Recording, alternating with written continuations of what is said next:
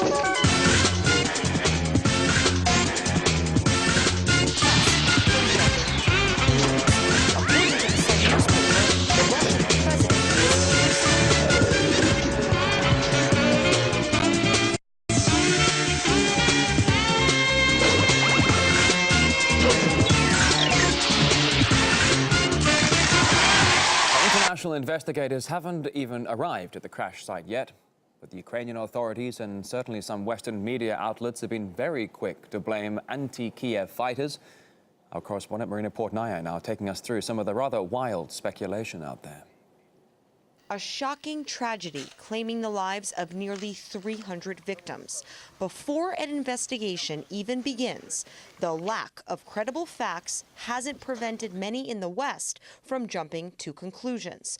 According to the Sun newspaper, the Russian president is personally responsible for downing the Malaysia Airlines plane in Ukraine, an accusation some U.S. officials are doing their best to fuel. If it is a result of either separatist or Russian actions mistakenly believing that this was a Ukrainian warplane, I think there's going to be hell to pay, and there should be. There does seem to be some growing awareness that it probably had to be Russian insurgents. Now, how we determine that will require some forensics, but then if there is evidence pointing in that direction, the equipment had to have come from Russia. Either the missile it's a missile that came from Russia, or it was from the separatists, and it's a Buk-style missile. I mean, this came from Russia. Russia has their fingerprints all over it either way. Why stop at fingers? According to the Daily Mail, Russia's hands are soaked in blood.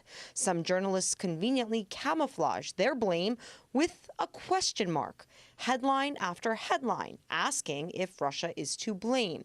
Very few bothering to inquire about Ukraine's possible role in the plane crash. The New York Times, on the other hand, reported Ukraine's accusations, leaving no room in this article for Russia's position. The U.S., NATO, and Russia have all called for an investigation to be launched to establish the facts.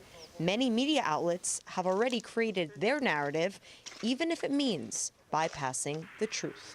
Marina Portnaya, RT, New York.